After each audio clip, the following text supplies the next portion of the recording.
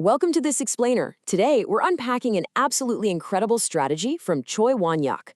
We're going to look at how we can use ancient Eastern philosophy to not just survive, but truly thrive in our modern algorithm-driven world.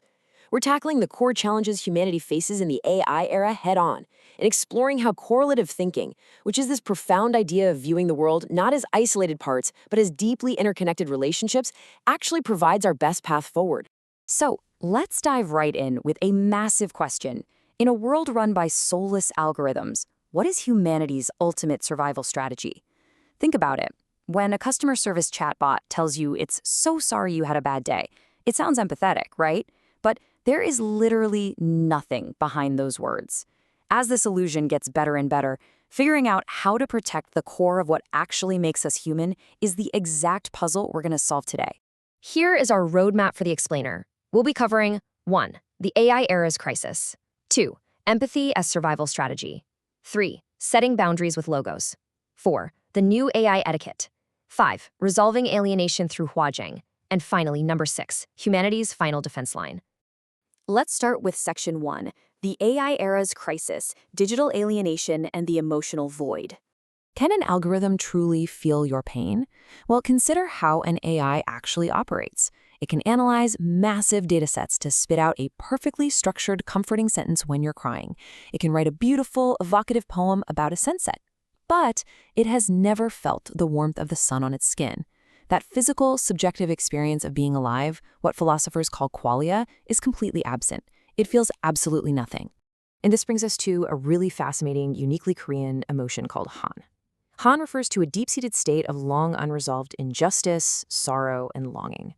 In our modern context, the rapid digital divide is creating a whole new algorithmic form of Han. Just contrast the fast-paced, highly connected lives of tech developers in Silicon Valley with the isolating reality of, say, rural elders or irregular platform workers. These are everyday people who feel entirely left behind by the very systems they're basically forced to use just to survive. You see, this tech-driven alienation isn't just an economic issue. It's a profound emotional crisis that threatens to completely unravel the fabric of our communities. Take a second to look around your own community. Has the incredible efficiency of apps and algorithms actually made us feel more genuinely connected to our neighbors? Or has it kind of made us more isolated? The technological benefits for the few are creating a massive void for the many. So, how do we fix it? Section 2. Empathy as survival strategy, building the empathy economy. To combat this crisis, we actually need to look to the past, specifically to a concept called ganggam, which is the deep capacity for emotional immersion in others, resonance, and the formation of powerful communal bonds. And this isn't just some soft corporate buzzword. Here is a totally mind-blowing piece of history for you. Ganggam was actually the civilizational blueprint that European Enlightenment thinkers like Leibniz and Voltaire borrowed from the East. They looked at these Eastern philosophies of profound relational connection to help formulate our modern concepts of universal human rights. This perfectly illustrates the massive shift we need to make right now.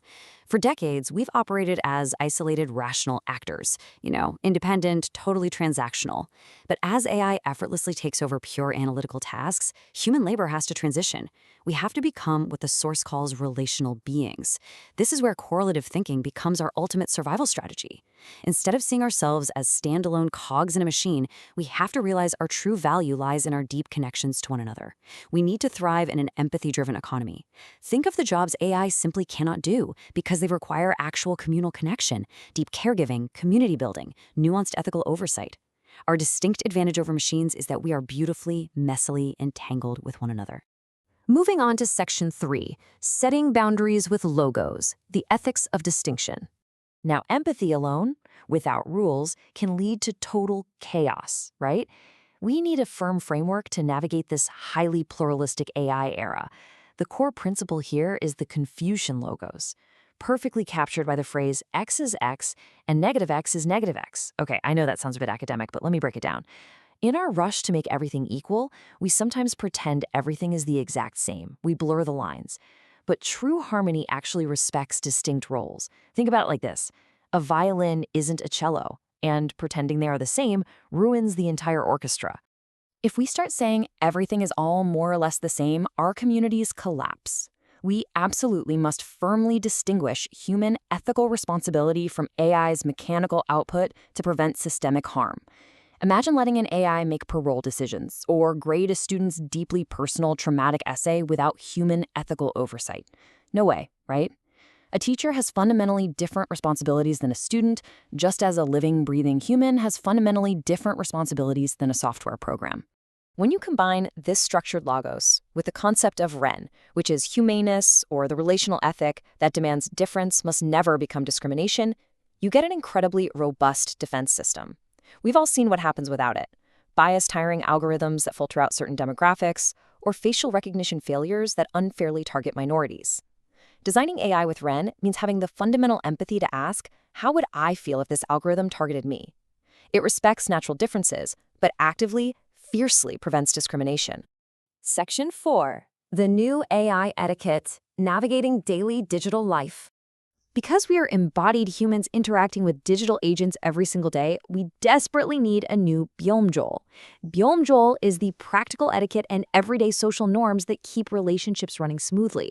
Think of it as the 21st century version of table manners. We all know someone with absolutely terrible tech manners. This concept is about creating a baseline standard of digital respect centered entirely on transparency. This new etiquette is built entirely on daily micro-decisions. I'm talking about things like intentionally turning your camera on or off during a video call out of respect for the room, or flat out refusing to submit AI-generated writing as your own authentic thought. It's about never sharing AI information without verifying the source. Ask yourself, have you ever quickly shared a startling viral image online without double-checking if an AI generated it? We've all been there. But these small, momentary choices are exactly how we practice ethical boundaries in real time. By actively listening to marginalized voices and practicing good Byomjol, we actually deposit trust into our empathy capital. This is basically an invisible bank account of trust built through shared struggles and mutual understanding. Think of empathy capital as society's ultimate shock absorber. When a massive algorithmic crisis hits, like a viral piece of deepfake misinformation meant to spark outrage, this reserve of trust is the invisible glue that prevents riots and division. It's what holds us together when technology tries to pull us apart. Section 5. Resolving alienation through Huajing, harmonizing the divide. But we have to be honest with ourselves here. What happens when the damage is already done? When the Han of technological alienation has already taken root? Different philosophies tackle this in fascinating ways. Western thought has historically leaned on concepts like Immanuel Kant's rational duty or Hegel's dialectical development.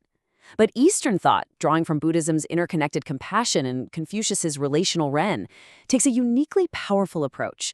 It actually positions AI's soullessness and its imperfections not just as problems, but as catalysts. AI's lack of a soul practically forces us to double down and elevate our own spiritual and relational intelligence. And this is exactly where Huajing comes into play. Huajing is the institutional and philosophical effort to resolve conflict, unravel that deep-seated Han, and harmonize diverse viewpoints into a symbiotic community. Huajing doesn't just suppress the anger of the digitally alienated. It's a lot like a choir harmonizing different notes rather than forcing everyone to sing the exact same pitch. It actively invites the alienated to become true participants in the AI era so everyone can prosper together. So what does this look like in practice? These are the concrete institutional steps to actively perform Hanpuri, which is the unraveling of Han. We must expand digital education for all, create intergenerational tech sharing programs, and build local community governance over AI tools. Take a second to picture this. Imagine a local community center where tech-savvy teenagers are patiently teaching rural elders how to navigate a new AI healthcare app. That beautiful cross-generational connection, that is Hanpuri in action. By doing this, we actively heal the digital divide and build a compassionate social safety net. And finally, Section 6, humanity's final defense line, discernment and identity. We have finally arrived at the climax of our survival strategy, the ultimate barrier between humanity and soulless machines. Unlike AI, humans must undergo yukdae. Yukdae literally translates to bathing and girding oneself with a sash. It symbolizes the ethical process of stepping into society and discerning good from evil. Remember, an AI lacks a physical body and cannot suffer. But because we have bodies, we have skin in the game. When we make a mistake, we feel stress, we feel guilt, we experience real physical consequences. We feel the heavy weight of choosing between right and ruin. An algorithm can't feel the weight of its choices. But that physical and emotional vulnerability, that is actually our greatest superpower. So as you navigate this extreme era of digital noise, I want to leave you with a provocative thought to deeply consider. When you make a choice in the AI era, what core value anchors you? What is the true center of your identity that no algorithm could ever replicate? Technology is only going to get faster and smarter, for sure. But true wisdom, the kind that builds communities, respects differences, and feels the weight of the world, is uniquely, beautifully human. Thank you so much for exploring this vital explainer with us. Keep asking the big questions.